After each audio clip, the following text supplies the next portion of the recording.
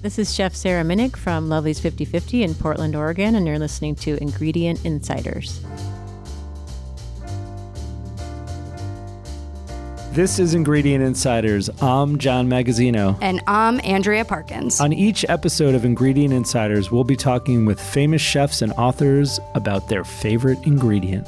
And then we speak to the producers of those ingredients to talk about their history, how they're made, and why chefs love using them in their kitchens. Hi-oh, Andrea, Portlandia, Portland, Oregon. I love Portland, John. Do you love it? I do love it. What do you love about Portland? I love, honestly, the city is surrounded by these enormous trees. And I just think it's so beautiful. I love the bookstore. I love the food. I love the people. I love Portland. Yeah, it's a very entrepreneurial city. Yeah. Like everybody, especially the restaurateurs, it's almost like they just kind of like, they didn't want banker investments. No. They don't have the big backing of restaurant groups like they do in a lot of the big cities of the U.S. It's a very much like, I'm going to do it on my own city. And that, that spirit is all very much alive and well. And, it's a weird city, but it's a great city. Yeah. I mean, I was super excited. Something that John, we love to do is pizza crawls. Yeah. So when we decided we were going to go to Portland, I knew we had to do a pizza crawl. It's a great pizza city. It really is. Where do you rank Portland in the pizza hierarchy of the United States? Do you want to give it a shot at saying who's number one and who's not? And I mean, listen, I live in New York. I have a special place in my heart for Razza in Jersey City as my number one pizza. But I think Portland is a close second for amazing pizza cities. I am not going to argue with that. Yeah. New York, hands down for me. And it has nothing to do with whether I grew up here or not. New York is the pizza capital of the world. Yeah. Of the world. There's Italy, Naples is great, but New York is number one by far. And then when you start to look at other cities, there's great pizza in Los Angeles. Our friend Nancy Silverton at Mozza does great stuff. Job. And there's some other spots there that are wonderful. And you Chicago's love your Connecticut. Got their deep dish. And New Haven, Connecticut is absolutely, per capita, per square mile, packed with amazing pizza places that I love, Zupardi's and Modern and Sally's and Pepe's. I mean, a lot of great stuff in a small area. But then you go to Portland, Oregon, and we can start reeling off, and let's do that. I mean, there's Scholl's Pizza. Demo's, amazing. Ranch was so good. A sleeper that we didn't even know about going into this that was great. And so it goes on and on. There's and we're not naming all of them, but I feel like there's 10 amazing pizza places in Portland. And it's not a huge city. And they're all really unique and they're really great. And the one we're talking about today and the chef we're talking about today, Sarah Minnick of Lovelies 50/50, she's been getting accolades, like no one else. I mean, amazing. Yeah, and her pizza is something very different than kind of anything we just talked about. If you think about Connecticut, if you think about Detroit-style pizza, her pizza is her pizza. What is it? What makes her pizza, do you think? Not only is it beautifully done and presented, like almost like a painting or art, but she is allowing the Portland Farmers Market to drive her menu every day. And I think that is so incredibly unique and important to her and her restaurant. Yeah. I mean, I think if Alice Waters were to open a pizza place, it would look a lot like what Sarah Minnick's doing. It is farmers market. That's a great analogy, John. It's farmers market pizza. It's farm to table. The toppings there. You're not going to Lovely's 50/50 in Portland, Oregon to have, a slice of pepperoni pizza. But you are going there and you're going to experience whatever Sarah found at the farmer's market that morning.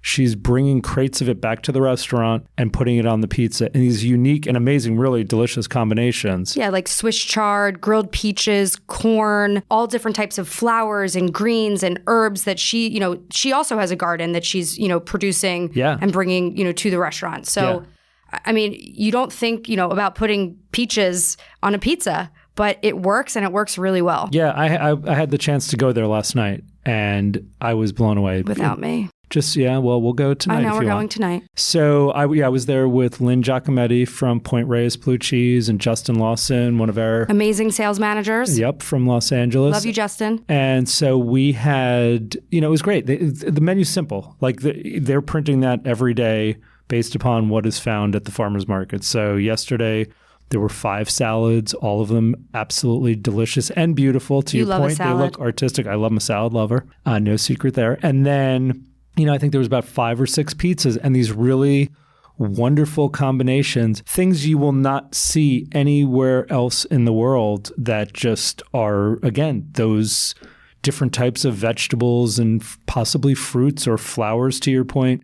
The one that really blew me away yesterday was a pizza that was topped with cherry tomato confit, shaved zucchini, orange agrumato, extra, an infused olive oil with an orange flavor, and Sleeping Beauty cheese from Cascadia Creamery. Which is the ingredient that we're going to be talking about today. Yeah, Sarah wants to talk about this amazing small artisan cheese maker that's just outside of Portland, Cascadia Creamery, and this cheese that they age in volcanic caves. It's so cool. When you think of cheese on a pizza, John, obviously mozzarella is what comes to everybody's mind. Of course. So the fact that even not only are the toppings that she's putting on pizza very unique, she's also, she doesn't use a lot of sauce, if any at all, tomato sauce, and she's putting cheeses like Sleeping Beauty on her pizza. Yeah, and I don't remember a lot of again, this is not that slice that's dripping with amazing, delicious melted mozzarella. It's got Sarah's there's pizza. cheese on there, but it's a vegetable experience. That's at least last night. And the place, when I say it's getting accolades, Netflix just came out with a Chef's Table series just on pizza, and it's got 5 of the greatest pizza makers in the world. And Sarah's on there, with them. So that was my entertainment on the flight out. It's great. I so I good. love the If you series. haven't watched it, watch Chef's Table Pizza. It's amazing. So this is going to be a great episode. I'm so psyched to sit down with her in a few minutes and look forward to talking to her. Yeah, and we'll, can't wait to talk to John Shuman from Cascadia Creamery as well, all about Sleeping Beauty cheese. This episode is in partnership with The Chef's Warehouse and produced by Gotham Production Studios. So we're in Portland, Oregon today, and could not be happier or more honored because we have Sarah Minnick in the house here at Provista Specialty Foods. If you have a television and you have Netflix, stop whatever you're doing right now and watch the pizza episode. They have a Chef's Table series on pizza, and Sarah's episode's incredible. So what was that experience like? Recording and I guess them approaching you, to do the show. Yeah. Let's see. The first time that Brian McGinn, who is the producer of the show, came to Lovelies, and he made a post and photographed a pizza and posted and was like, "Oh, outstanding pizza." And then I saw it on Instagram and I was like, "Oh, wait a minute. Chef's Table." Oh my God, maybe they're doing a pizza season. That would be so amazing, just because I think that'd be a season I'd want to watch even if I wasn't on it. But and so I kind of had a feeling. I was like, maybe they are and they're scouting. But it took a while for them to actually get a hold of me. And I think he sent me an Instagram message and was like, "Hey, what's your email?" And I was like, "Okay, this is hopefully we're going to do a season," just because I'd always really liked the show. And I thought I'm not really into doing too much TV or anything like that, but I thought that would be the one thing that I would do. Nice. Just because they seem to show some realistic It's so beautiful how they do it. It's like art watching, any of those episodes. Yeah, it's like a little film. Yes. So now before that, and so that Chef's Table was amazing. I have to confess, I had never heard of Lovelies 50/50 until about a year and a half, maybe 2 years ago, when Nathan Mervold, there was a story because he was releasing his pizza books, and he said Portland, Oregon, incredible pizza city, and named Lovelies 50/50 in there as one of the best pizza places in America. And I immediately called, because Andrea and I are pizza crazy. We've traveled around the world eating pizza. And I was like, how do I not know this place? I have to go. And so because of the pandemic, we hadn't been traveling, but we've made it a point to... It's been on our list. We were seeking you out for quite a bit. And so like I said, it's really an honor to have you here. And today we're going to be talking specifically, I love asking the chefs what they want to talk about. I like the anticipation of that email back, what are they going to say? You wanted to talk about Cascadia Creamery, a particular cheese, right? Yeah. Mm-hmm. It was it's Cascadia Creamery Sleeping Beauty, and it's an aged cow's milk cheese, and we use it on almost all of our pizzas. Amazing. It's organic, and it's from Trout Lake, Washington. How did you find them? Or did they find you? I think we've used a variety of different like cheeses. That I try to use domestic cheeses on our pizzas, but because we also use a lot of Italian cheeses too. But I was looking for one that was similar to maybe like a Fontina. And so we were having like sourcing problems and different problems with a cheese that was a really good melter.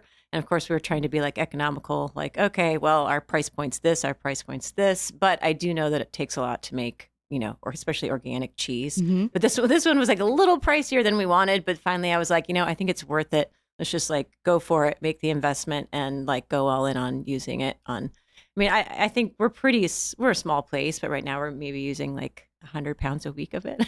Wow, that's a lot. And that's, it's going on the majority of our pizzas because basically it's a really great melter, and then it comes in and like complements the vegetables without being too assertive on its own flavor. Mm-hmm.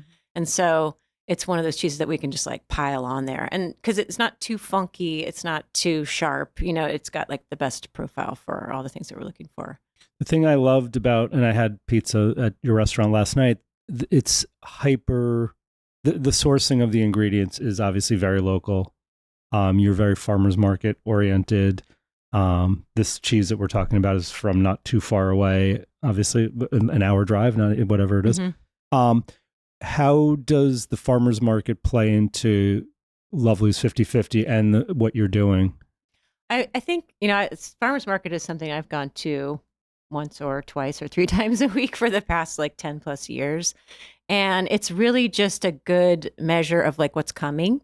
And it's also, when we get things delivered, we get them delivered from bigger farms in the area. And, not even necessarily that big, but basically the farmers market will have a collection of people and farmers who are doing kind of a smaller scale thing. And they don't deliver to restaurants because restaurants place the huge orders. And also like usually the produce I think is a little discounted for restaurants, but they need the extra sort of, I guess, retail price. And so you cannot get that stuff delivered. So if you want to see the stuff that's like the newest, the freshest, the most innovative, you do have to go to the market to kind of check it out and see what they have. So it's more like, are you finding like inspiration when you're walking through the market to say, okay, I think I want, this is obviously what's beautiful, what's ready. I want to run a pizza with those ingredients. Yeah. When Lovelies in the beginning stages, and even just like 5 or 6 years ago, pre-COVID, it was much smaller. Our volume was lower.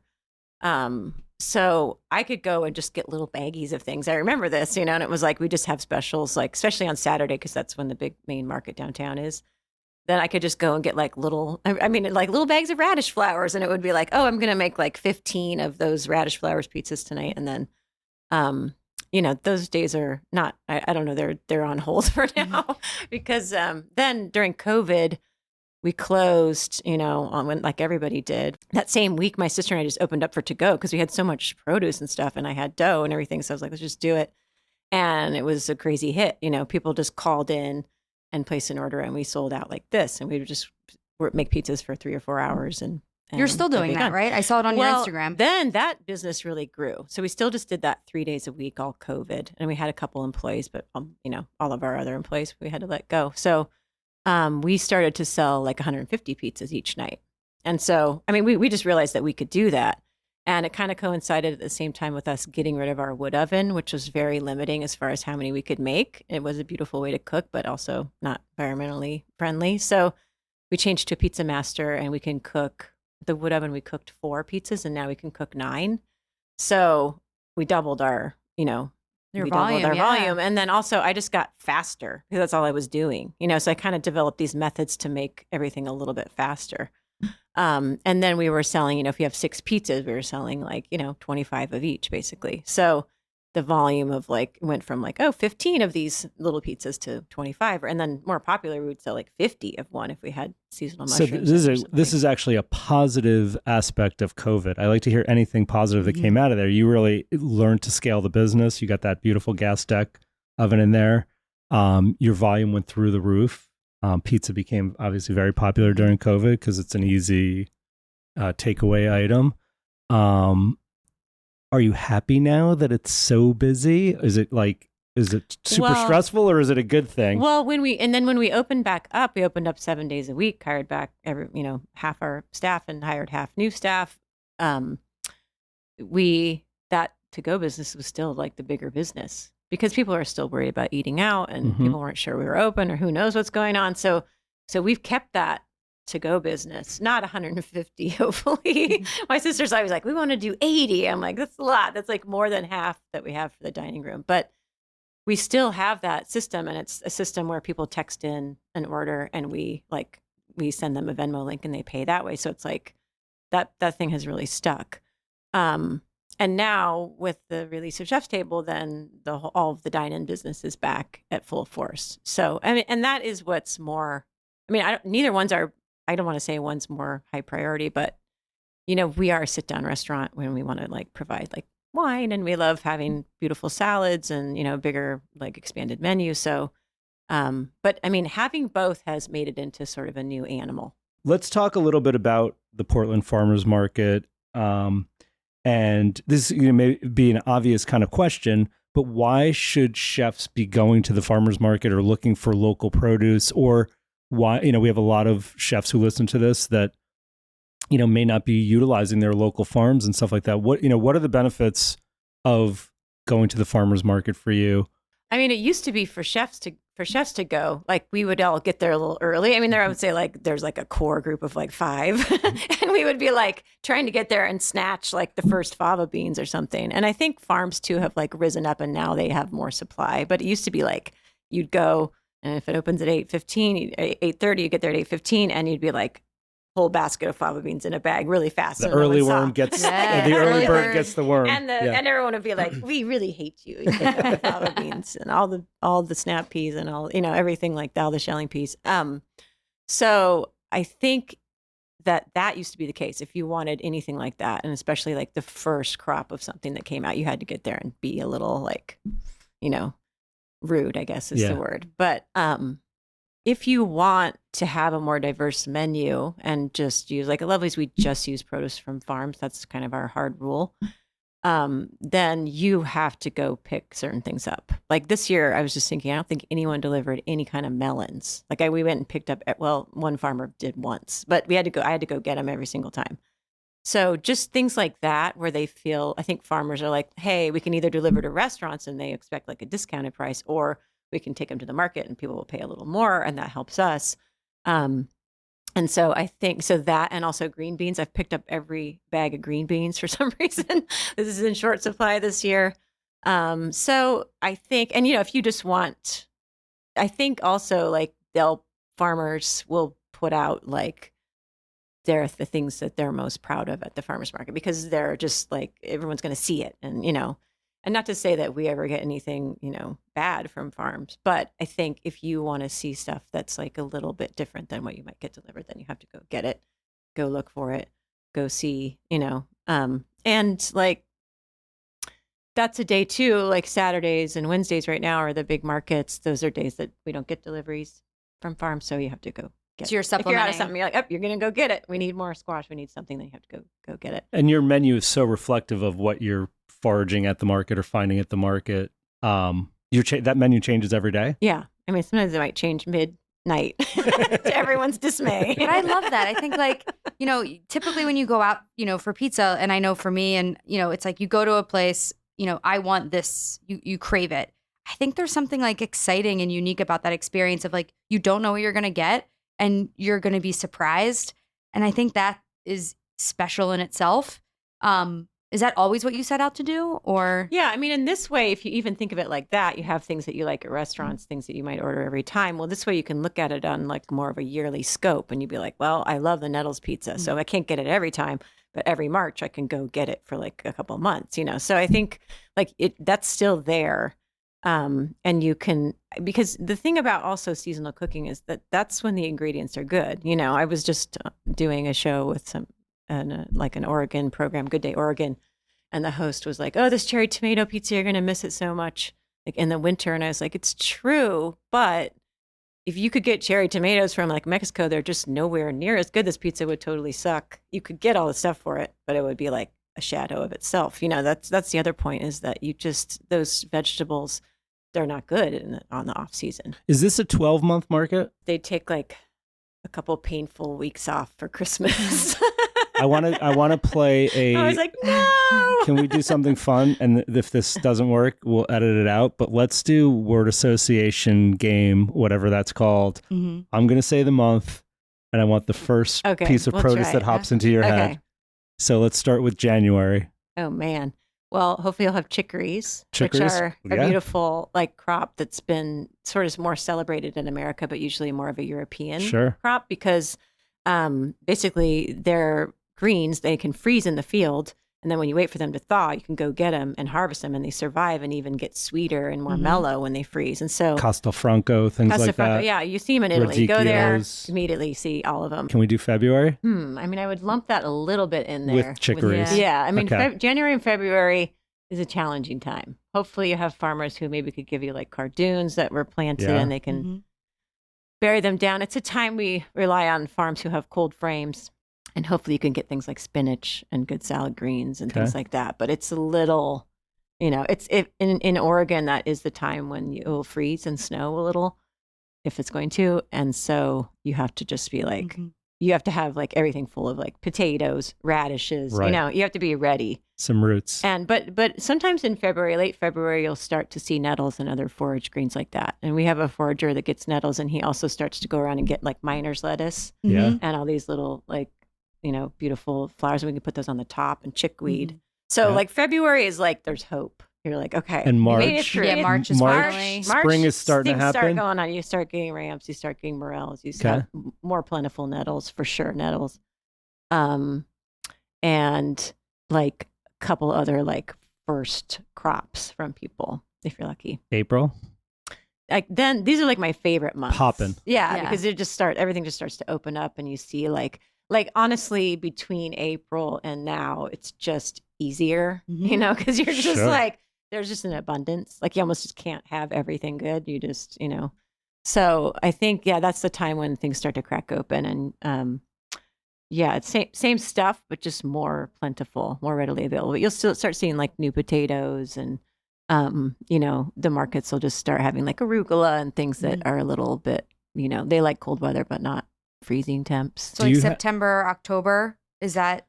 This is a hard time, I think, actually, because things start waning, but they're still around. And so you're like, you have to like weigh, like, when are we going to stop having, cherry tomatoes and things like that? And for us, it's hard just to ease the menu off of its reliance on summer produce. And then it's hard also to just like not have kind of a Frankenstein menu that has like both. So for me, I'm always like, this is the tricky part where we like kind of tip the scale and change it. But it's also kind of fun too, because you can have a mix of things. And, the other thing about the winter is that we have a lot of great winter squash growers. My friend Lane Selman, who is in the Netflix episode, does a lot of work with like, she's Italian, and so she tries to sort of infuse that like mentality of like saving things and growing things that do well and you can hold in cellars for a long time. And so she's been really helpful, like getting that stuff more popular. And she also works for Oregon State University, so she runs lots of like trials with farmers and gets grants to grow things like that and basically like improve the amount of them for us. And that's why another reason why Oregon and Washington are really lucky to have her, because she just like actively infuses that stuff. And she's also starting to do it in Italy and take farmers over there and see how those chicory farmers grow things. And then everyone can come back here and like start it. So without that, I mean, it would be rough too. So every year, it gets a little easier, but there are just these sort of tricks that you have to employ. Are you pickling or doing anything with like summer produce in order to like preserve and use in the winter months? We ferment hot chilies. Nice. They don't last that, like we can't make that many. So usually they'll kind of go into like November and then be done. And I also dry a lot of sauce tomatoes like in the dehydrator. But I usually dry around 2,500 pounds. Yeah. Wow. It's a lot. Yeah. I have a confession to make. And last night when I was in the restaurant, as we were on our way out, I was looking through your bookshelf by the front. That always makes my sister nervous. I know. I promise I didn't break anything or take anything. There's weird stuff in the books. Oh, okay. Oh, pictures recipes, and things like that and notes. recipes. Yeah. Did you touch anything, John? I did. Well, so we found a couple books in there once. Hey. In the next, that's like weird stuff. Like Dean's like, what was going on? One of the beautiful moments of your Netflix special is when you pull out the Tartine cookbook with its tattered cover and broken binding. And that book was up on the shelf last night. And someone's probably going to take it now. Yeah, and hide it. You need to like put that away. I was going to tell you, like put a fake one up there or something, but because I saw it. I was looking at all your books and you had a lot of our friends' books. You had Chris Bianco's book up there and Anthony Falco's book and, all these great cookbooks. But then I saw that one and I did pull it, and I didn't pull it all the way off the shelf, but I pulled it back and I was like, oh, here it is. Like, that's so nice. Did you bring half of it with you? Fell apart? No, I didn't. I tucked it back. I tucked it back before it fell apart. But what's interesting is last week we were with Liz Pruitt from Tartine, and we had told her, we were talking about you and that we were going to be visiting with you. And she was so happy know touched that that her and Chad's dough recipe was kind of the foundation for you're getting into bread and pizza making. I love her too. Yeah. Because that first cookbook, I've cooked every single thing out of there too. Or all the cookies and cakes and stuff. Yeah. Anything that I can. Some I'm like, I can't make this. It's too hard. But so she's a big fan of yours. No, yes. I love them. I mean, I love Tartine. They do a great job. But what the question I was going to ask is, for you, pizza, have you traveled the world eating pizza? I mean, Portland, you don't have to travel outside of Portland to have great pizza. But for you, is there a pizza in your mind that you wanted to get to? I didn't do that initially because I like the show said, I sort of stepped in and had to make it all work somehow. Right. Because there was some at Lovelies, it kind of cut this out in the show, but there was a chef who made the pizza for the first year and a half, and I did the salads and the ice cream and worked on the floor. And then when he left, I just was you had to hop in. I had to hop in. That part's missing in the show, but that's when it was really hard. And that's when I started to look at tartine bread and try to figure out a different dough recipe, because the one that was the original Lovelies dough recipe was, active dry yeast, all white flour, all a lame short ferment. It just wasn't good. It was You're doing tough. a starter now. Ours is sourdough now. Yeah. We have high hydration. It's 40% whole wheat. It's so it's, to me now, this is the dough we want to have. And back then I just didn't really know better. We did have the seasonal produce, and that was what was important to me, but it took me a minute to click into the dough part. And that is something that chefs kind of overlook a lot is our grains and wheat. And a lot of times they'll have a very farm, forward restaurant, and then all the bread's white, it's all who knows what, gold medal flour or something. But so as soon as that clicked in, got the dough right, got the seasonal, all the vegetables right, and really took that and ran with it, just incorporating all of it. And I did it more based on our old restaurant when we worked with Troy McClarty he was working at Chez Panisse, where I just knew how to kind of seasonally order and change a menu because he did that, and we would taste the whole menu almost every day. And so I learned a lot and got a really good palate from doing that. So once I got that going and the pizza was good, people would come up and be like, "Oh, this is great. It's I'm from Italy, or I'm from New Jersey, and I don't like other pizza but this." And I would be like, I didn't know what they're talking about. I was always like, I don't know about those kind of pizzas. I've seen pictures and stuff, and I didn't really know. So I did kind of make a point. There was one year where I went to Italy. I've traveled all over and eaten pizza all over Italy, and I also went to Chicago because that's another big one. Went to New York, tried all those pizzas that everybody talks about, and it was a real mix. I'd say the biggest surprise was Italy, and in northern Italy and Sicily, it's a lot different than Neapolitan pizza, which is the one that everyone kind of thinks of.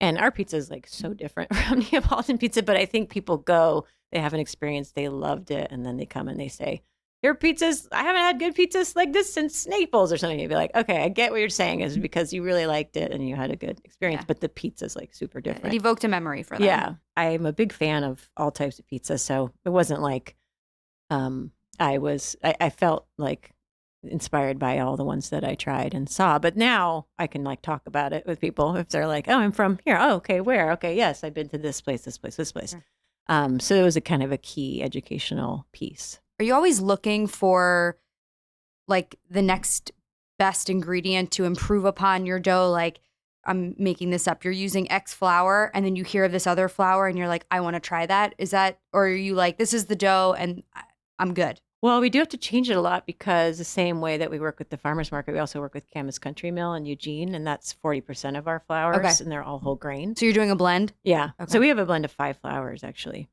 And that just kind of happened because they'd be like, oh, we have spelt now. We have durum now. And I'd be like, all right, let's try it. And I'd throw it in and try. I mean, there was a time where I really changed the dough a lot. And now I just... I stick with our blend, but sometimes they run out because the same thing, they grow a certain amount of this type and then... Or if they have a bad crop or something. Yeah. So a lot of things can happen. So I'm flexible to I'm open to changing it, but I'm also kind of just like, this blend works really well. It's a blend of spelt, hard red spring, hard white spring, and then 2 different central milling flours. Nice. Mostly artisan baker's craft, and also high mountain high gluten, which is a really common pizza flour. And we put it in really low, like 10%, just to give it like a little more crispy crunch and strength. But so yeah, we've had that blend for a few years. It's been working pretty well. Let's talk a little bit about just how cheese has its places on your menus, because last night I came in with Lynn from Point Reyes Cheese, who just happened to be in town. Jane told me that. I was like, oh yeah, we had their name on the menu, which I was like, that's so funny because why do we have the name on the menu? It's the only I really call out. like it. I know, but I was like, great. that was kind of funny. I mean, it's always been on there. Yeah. It's a standard. We have it all the time. So. But because we were at an event last night with, her name's Lynn Giacomini and from Point Reyes. And I said, Lynn, I'm going to go get some pizza. Do you want to come? And she's like, yeah, I would love to come. And I said, as a matter of fact, the place we're going, I was looking at the menu earlier. They mentioned your cheese, Point Reyes, on the menu. She's like, are you serious? Oh my God. Like, she was so thrilled. And then we walked in there and we had the salad with her, the Point Reyes cheese, which was fantastic. Yeah, we use their toma sometimes too. And she makes a great toma. How does cheese, because I guess the pizzas at Lovelies, which are lovely, they're not cheese heavy. Like, nothing I had last night struck me as like covered in cheese where I was like, pulling the slice away. Beautifully balanced. But how does cheese play into the menu at Lovelies? I mean, it's a strong ingredient, all of our pies have at least 3, sometimes 4 cheeses on there. So for the Cascadia Creamery, we're also using like some aged mozz, which is classic American pizza cheese. Yep. And we always use lots of Reggiano, Parmigiano. All our pies have that, because we mix up the vegetables with like salt, olive oil, and Reggiano, because it kind of coats them. And then when they're on the pizza, it helps cook the veggies because we put them all on raw. And then a topping. And usually that's Cascadia Creamery. So it's just like it's all sandwiched there. And it's a nice trick to get everything to cook right. And it is tricky not to put too much cheese. It's true. But yeah, I mean, we go through lots of cheese, lots of cheese. There was great, I think it was a fresh mozzarella on this tomato salad. Yeah. I couldn't tell if it was goat or mozzarella from your picture. It looked like a fresh mozzarella. It was beautiful. So we have a cheesemonger here, actually. If you have time, you should go over there. Cowbell. Yeah. It's just, it's not far. It's across the river, but it's just on, close to the river. And those guys always have different things too. Same thing. The owner goes to Italy all the time and sources cheese and then imports it. And so we just kind of listen to them on what they have. And that wasn't what was on there last night, but he'll import like things like buffalo mozzarella that he's really excited about. And like he sends out a newsletter and tries to get everybody on board and like order some. So we get all our cheese from them, besides some of the cheese that we get from Provista. And so whatever they have. And that one actually is from Rhode Island. It's a fresh mozzarella from Rhode Island. Yeah, it was beautiful. Yeah. So jumping back. May, June. Okay. We'll do a double month. Yeah. I think the produce does kind of like that works that way. Okay. So that will be when you start seeing, we have one farmer who he's got a lot of cold frames and he's like pretty excited usually about zucchini. So somehow like zucchini will show up and you're just like, okay, like it's that same thing where you want to jump from spring to summer, but you want to be careful about it. But let's see. You'll start seeing zucchini's a lot more fresh having herbs. a moment, it is. by the way, in the world right now. Oh yeah, absolutely. Stanley Tucci made, I don't know what you're talking about. Yeah. But Searching for Italy or something like that. And he goes to this restaurant and they make this in on the Amalfi Coast. the zucchini pasta. Oh yeah. And it's spaghetti al Murano. Yeah. Wait, but it's pasta with zucchini. Yeah, and it's not pasta made out of zucchini. No. It's They're like, no. It almost like melts. Like the zucchini becomes like a sauce. Too. Oh, yeah. so there's good. a really good David Tanis recipe that's in the New York Times. It's like ricotta and summer squash. It's so good with basil. I love that. But I love zucchini on pizza. Zucchini's having a moment. I love zucchini. It's so good. I mean, but I Me kind of too. didn't really get into it till a few years ago. Like I'd be like, And But it pairs now so well. there was a year where I was just like eating it all the time. A zucchini, for whatever reason, with mint really plays I like together lemon. so beautifully. Like a squirt of lemon on the pizza. Sure. Yeah. I have to, that's a Dan Richer thing. Yeah. But that was my first introduction to zucchini on pizza. And anytime, Whatever Dan Richer does, do it or eat it or something. Try it. Yeah. he's a good friend. July, August. Okay. So that's when like things are just like all bets are off and things are getting really easy and they'll start bringing like cherry tomatoes and just let's see what else. And is we're going thinking on just usually. pizza, but half of the 50-50 is ice cream. They'll start being a lot Incredible. of Oh fresh my God, herbs. did we have amazing ice cream last night? What did you have, John? We had a toffee. Coffee toffee. Oh my God. And then they have Valrhona chocolate. Like But I you want the can- fig leaf. melted. Oh yeah, I know. I mean- Jane's like, you're gonna make that this year. I was Wait, like, I'm waxing about this. I was like Valrhona mesmerized coffee. when you were talking about it. I was like, oh my God, like, I have to haven't try had it this. at Lovelies Does it really yet. taste like fig? It kind of tastes like coconut and figs. It's Okay. like it's really, really good. Yeah, that's the other thing about the summer is all the fresh herbs come out for ice cream. And we start getting basil and things like that. I mean, we don't use fresh herbs in the winter because we can't get them. So, our margarita has like dried oregano on it from one of Nothing the wrong farms. with We that. just dry Yeah. it, pick it. Yeah, I mean, That evokes a memory for me. people will at the beginning when we first opened, people would cancel. Like if they were like, "We'll get a margarita," we're like, "We have oregano," and they'd be like, "No, never mind, I'll cancel it." Yeah, I was like, "Oh my God, it's gonna be rough," but they came around. But yeah, so that's like, at that point, I think the ice cream starts to really show up too, and we start getting berries. And that's the other thing about May, June is start getting strawberries. This place And so we has start having berries. fruit The ice Pacific cream. Northwest, the No, berries berries are so here, good. we are depraved in the Northeast of the United States, sadly. The variety of like cane fruit that we have is crazy.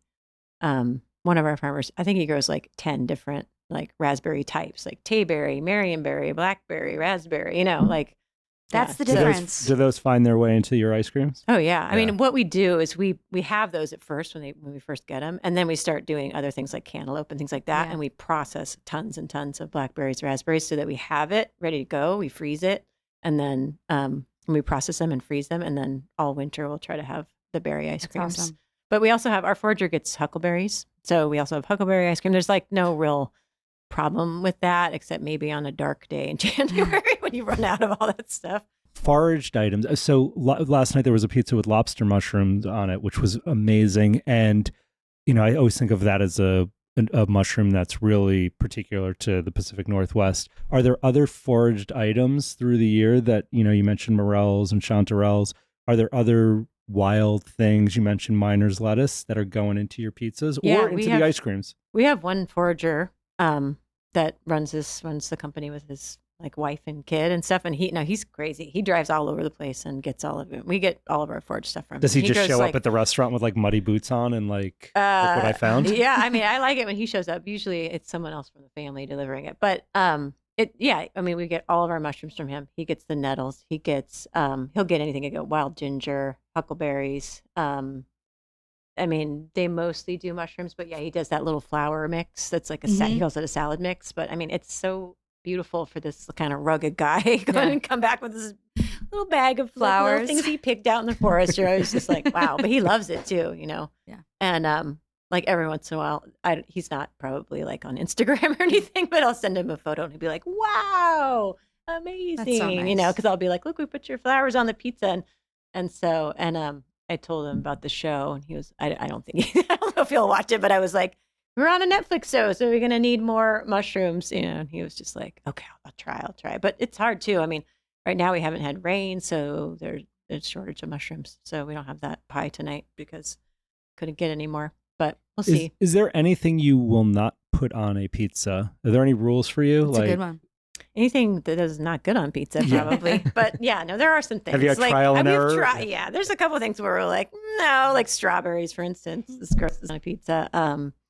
Yeah, I mean, I think that probably We had beautiful grapes on a pizza last night. Yeah, that's with the good. Sausage. Oh, yeah, Nice. Yeah, grapes work. A lot of things will work. How do you treat the grapes? Because there's so much liquid. Well, these are a little smaller. Okay. I did see some that were a little bigger that came in. But yeah, once they're big, it gets a little tricky because they're also really hot. So you take a bite and you burn your whole mouth. And they're, too much liquid. But that's a white pie. There's no sauce. So it can afford like a little bit of that. But yeah, I mean, that's a big factor is the liquid factor. Yes. You can't be putting too much liquid on a pizza. Especially when all your pies are so veg forward. Yeah. That was like my thought when I was watching. I'm like, how is it crispy? Like, how is she managing, that? But I figure, this is just my thinking while I'm watching the show, but like sauce is not something that I really are putting on. It seemed to me it was like veg and cheese and then beautiful, garnish. Is that like, does the lack of sauce help? Oh, yeah. Yeah. And to me, sauce is so strong. Like if you put it on everything, that's all it's going to be. And I love a sauce pizza, but like we only have one. Yeah. So because that's just like the whole ingredient is taking up the whole pizza on sauce. And I mean, we use really the best canned tomatoes. I think Bianco di Napoli tomatoes, they're so good. And really I love a marinara. So, I mean, it's just that because it's just such a strong ingredient that we just have the one. But people will also shy away from pizzas that don't have red sauce, Yeah. You'll be happy to know that you can get a side of anchovies as well, Andrea, which were beautiful. And we put them on this potato pizza. Ooh, it was sounds so good. Yeah. Do you cook at home? Yeah. When I'm home. When you're home? What are the top 5 pantry ingredients you must have at all times? Staples. I mean, I always have a giant box of olive oil. Okay. A spout. Like I can't mess around with anything else. I always have a lot of beans. Okay. And I always have tons of dry pasta. I usually order a lot of pasta from Italy because I love those weird Italian brands with different grains. Yeah. And I mean, weirdly enough, like the more I cook, I just start making really simple things. Like it's like last night I got home, I just roasted a cabbage, cut it up, roasted it, and then put like tomatoes on it and rice. And like just stirred it up with parm, and I was like, I'm just gonna call this like cabbage smash. And I was like, this is so good. Like I was also like, it's just like it's so delicious. So I try to have vegetables, in the fridge, and just from Lovelies, I can, if there's a case of cabbage, take one of something home. So, but let's see, other pantry staples. Flour. I have a little flour mill, so I like to have. I used to make my son like fresh milled pancakes every day, and really good maple syrup. One of our farmers is from Vermont, and he goes and taps it. And so things like that, pretty simple. Yeah. A lot of butter. Try those pancakes. They're really good. Yeah. Definitely get on that. Well, this has been amazing. So fantastic. We're so happy you came in today. Lovelies Pizza, Lovelies 50/50 in Portland, Oregon. If you're here, you must visit. As I mentioned earlier, Chef's Table pizza episode with Sarah. It's so great. Watch it. And if you're on Instagram at Sarah Minnick, great to follow you there too, because you get to see all the goodies that you're finding at the farmers market and what's being foraged. So thank you again for coming in. We're really honored. We know you're busy. Thanks again. Thanks for having me. Yeah.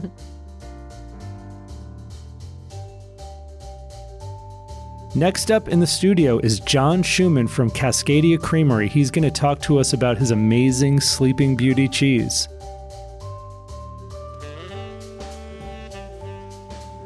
We are in Portland, Oregon at the Prevista Foods Expo in their warehouse. And we are very lucky today to be with John Shuman of Cascadia Creamery. Yeah. Him and his wife, Marcy, are the founders.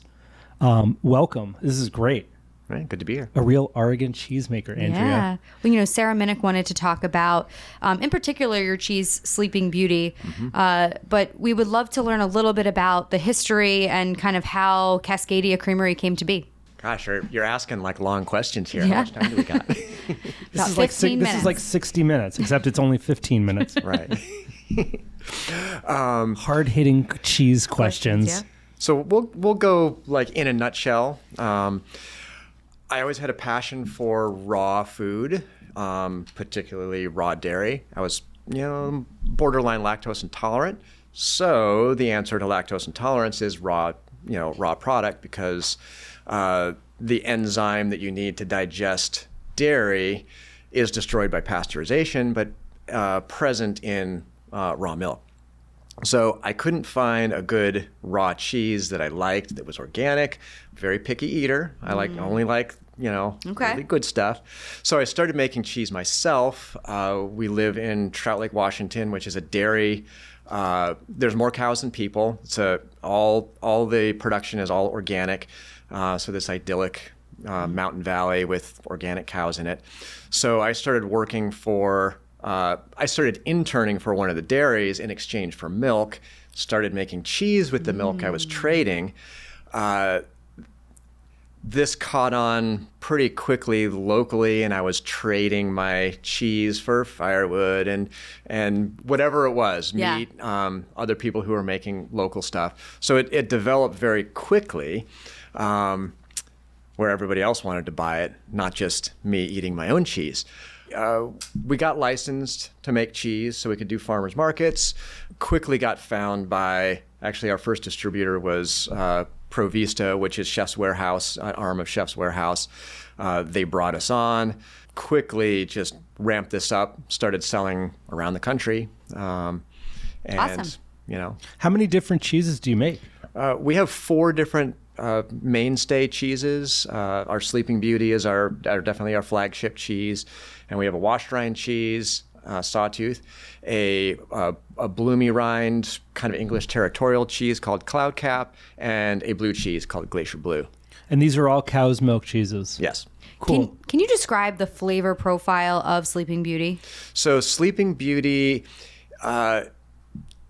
you get when someone asks what kind of cheese is it, in the American world, you have a very defined boxes. I have a cheddar cheese, I have a Swiss cheese, right? Those types of things. So when you get into the cheese world, you get a little bit more esoteric. So Sleeping Beauty is kind of reminiscent or modeled after what would be an English countryside cheese or a Tome style cheese. Our milk is very rich milk. Our butter fat is way above average. It's grass-fed cows on whatever magical grass they're eating. It makes a lot of butter fat. So our cheeses are very rich and buttery. So Sleeping Beauty has a nice tang to it. It's got a good kind of acidic back of the mouth profile, which makes your mouth water. Yeah. And it's also got a really nice rich buttery undertone. Like creaminess to it. Yeah. So it's really good for melting? It's the best melting cheese. When I meet people and talk about cheese, the impression is, oh, this guy's like a cheese snob, and what's you know what? I like myself a good grilled cheese sandwich or Sleeping Beauty melted all over something. Mm-hmm. That's just my happy place. So I like to melt Sleeping Beauty. It's my cooking cheese.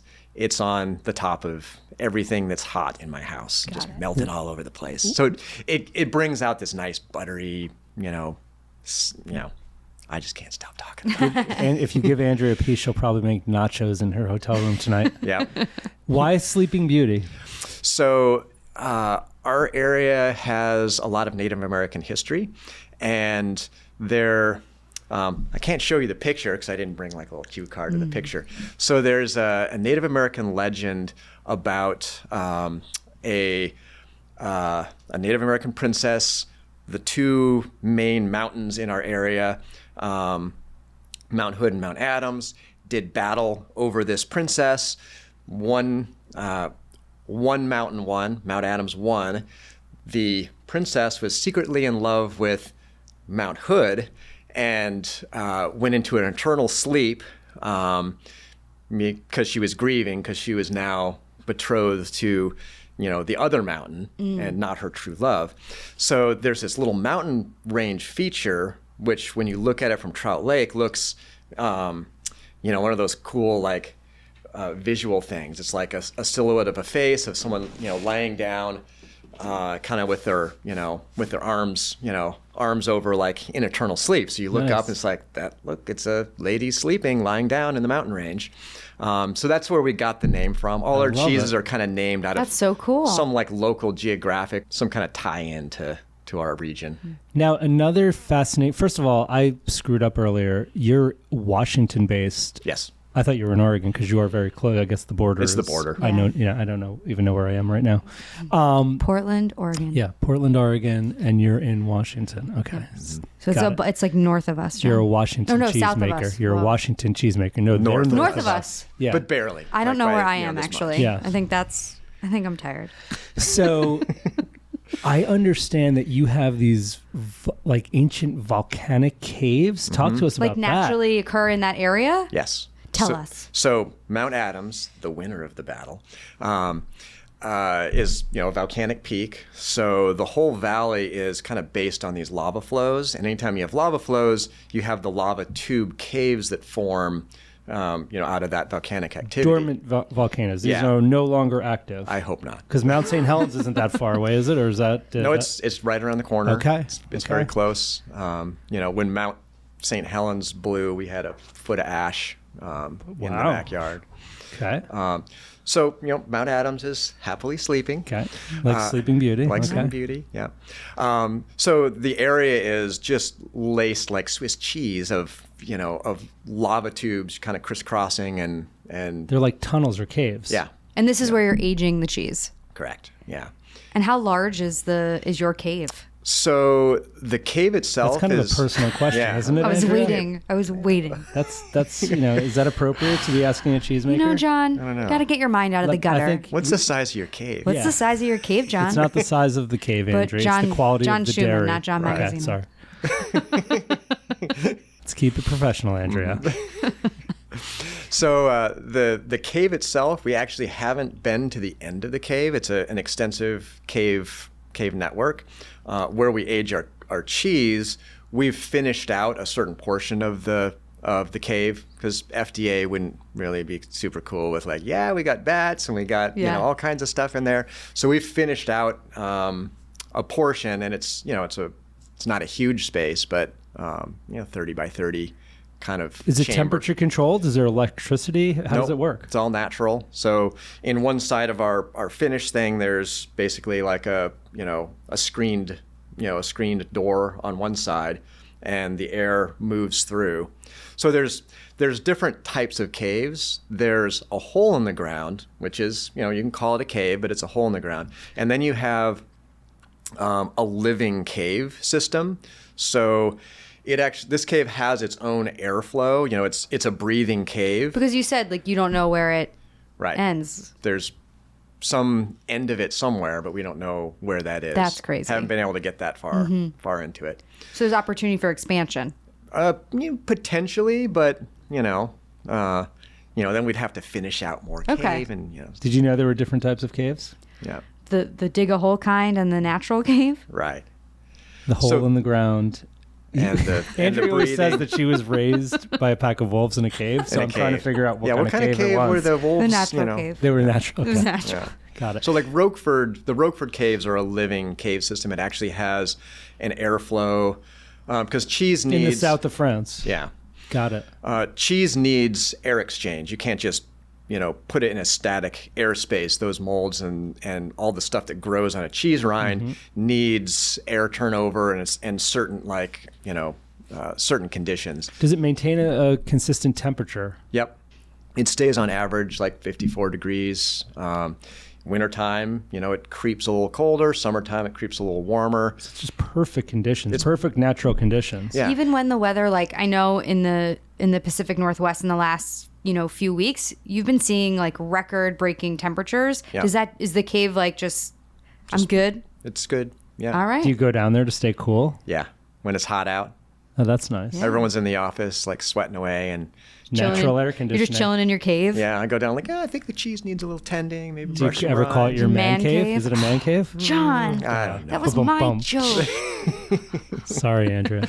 Everyone, it's more like the like the supervillain spy thing. It's like the Oh, underground like the lair, Batcave like my kind of. underground lair with a volcano type of deal. Did you open the cheese production because the caves were there, or did you find that there are these caves there and they're great for aging your cheeses? I was making cheese before, But there was certainly a fascination because the area that we're in the homesteading days used all these caves for different things. Like there's a whole bunch of caves. One's called cheese cave, one's called potato cave, one called butter cave. There's a Christmas tree cave because they used to cut Christmas trees and store it in the cave. Oh. So all these caves had names based on what products the cave was appropriate for, the right airflow or the right temperature. Yeah. There's ice cave. So that's a colder one. Yeah. Okay. So I was just fascinated. This is so cool. Like, wow, you can make a product. It's, pre-electricity, and you can pick your cave, go hand pick a cave. Like, oh, I think I like this one for butter. This is a good potato cave. So there's the Sleeping Beauty. Mm-hmm. And what are some of the other cheeses you're making that you mentioned earlier? The 2 blues? Just 1 blue. Oh, 1 blue. Okay. So Glacier Blue. Glacier Blue. It's the kind of concept, or, I don't like blue cheese. Everyone said, you got to make a blue cheese. You're a cheesemaker. Like, all right. So I played around with blue cheese recipes until I found a blue cheese that I liked to eat, because I'm not going to make something I don't like. I'm one of those people. So it's a mild, meaty, it's like cheese's answer to bacon sort of blue, not like a pungent, burn your nose hairs sort of blue. I don't want to be harshing on blue because, there's a lot of good blue cheeses out there, but sure. I like salty, meaty things, charcuterie. So this blue cheese is sort of like right in that pocket of meaty, bacony type of essence. Do you like blue cheese, Andrea? I do not. You don't? No. You're going to have to try Glacier Blue. I've turned I blame my penicillin allergy. Do you like bacon? I don't think that's a thing. Do you like bacon? Come on. Maybe you're in. What am I, a monster? Maybe we got a cheese for you. I will try it. Okay. For John. Bacon, the gateway meat. Yeah, there you go. So then there's Sawtooth, which is a washed rind cheese. We're a raw creamery, so we have to age 60 days, which makes any of those types of higher moisture, washed rinds, bloomy rind cheeses more challenging, because typically, in the European model, those would be like a 3-4 week type cheese, and then they go downhill. So, and again, just like blue cheese, I was never a fan of something really pungent and sake and things like that. Yeah. I like that savory, kind of something you want to curl up, next to a fire with sort of cheese. So Sawtooth is another version of that, where it's got a lot of rich, buttery, savory flavors to it, and it's funky, but it's not. It's a very approachable cheese versus like a Limburger is up here with a kind of getting hit by a like a farmer's sock or something like that. What do you use to wash the rind on the Sawtooth? Just a salt brine. Okay. So just keep it moist, keep it clean.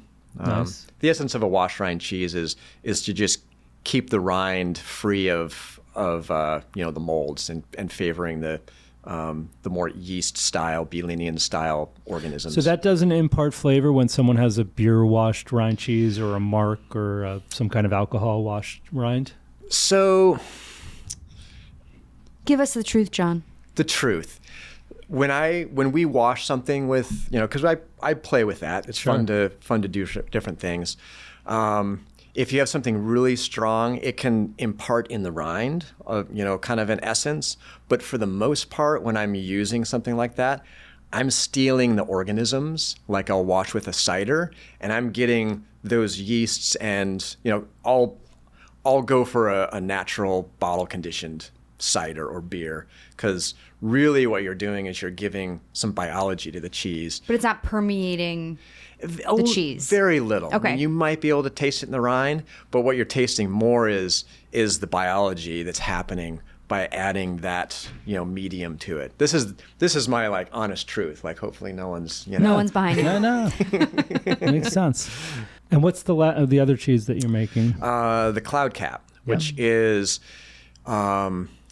it's a bloomy rind cheese, but not in the way that's like a brie. You're not getting a soft cheese. It's in the English territorial sort of family of cheese, like a Wensleydale or Caerphilly, Cheshire type cheeses. It's got a real firm, almost crumbly core, which is like citrusy and really a very bright flavor. But the outside is that brie sort of, rind. So it has a breakdown, a 1/4 inch breakdown around the rind, which is like, kind of soft and gooey. very dynamic cheese. You get a lot of good, like milky, you taste the milk, you taste the pasture on that cheese. It's very representative of the ingredient. Speaking of gooey, I did see a spread. Yes, we do a fondue, a fondue spread. How is that made? So primarily Sleeping Beauty, but it's what do you do with, if you're cutting for an event like this and you have, extra ends and pieces and stuff like that, I'm not going to throw it away. And I can eat a lot of cheese, but there's a certain limit when you're producing. I can't eat all of the extra cheese. So we take all our extras and basically make a fondue, an alcohol-less fondue. I think technically you could call it a fonduta, but I don't even know what that means exactly. Someone just threw that out there. Sounds good. It's a spreadable cheese, comes in like a tub. You can ditch your cream cheese, put it on your bagel in the morning. You're making mac and cheese at night. You just spoon that into it instead of the Kraft powdery stuff. You can eat it with a spoon when you're sitting on the couch because you ran out of Ben & Jerry's. I'm salivating over here. I don't know about you, John. I actually am too. Fonduta. A fonduta is a dish from northern Italy that is typically served as an appetizer, which is basically a plate of melted cheese fondue. And it's eaten like fondue, but it's just served on a plate. Where do you source your milk? So it's one dairy. I mentioned before, I kind of crafted an internship so I could get, so I could earn milk. So it's one family dairy. They're on their 5th generation now. They homesteaded the area in 1880, something like that. They were one of the first certified organic dairies in the Pacific Northwest. They were very early into that movement. Primarily a Jersey herd, but since I started making cheese with them, we work very closely. I mean, it's kind of like a conversation versus just a supplier vendor kind of deal. I mean, so many of the best cheeses in America and the world are now coming from the Pacific Northwest. To your point, you've got these great lush fields of grass here for the cows to graze on, and I can think of a lot of great cheesemakers in Oregon and Washington. So, but for people who are not Provista customers, they're home cooks, they're I'm going to use the word foodies. Where can they purchase your cheeses in the retail market? Right. So in the Pacific Northwest, almost all the kind of natural food stores, Whole Foods, New Seasons, Zupan's, up in Seattle, Town and Country, PCC, anything like that. And of course, all the smaller cheese shops are, most everybody has us in the case somewhere. Awesome. Yeah. Beautiful. Well, thanks so much, John Shuman from Cascadia Creamery. This has been just fantastic. Thanks so much. Thanks, John. It's been a real pleasure to talk to you today. Thanks for listening to this episode of Ingredient Insiders. Follow us on Instagram at Ingredient Insiders. You can find the products we discussed on today's episode at chefswarehouse.com or at your favorite specialty retailer.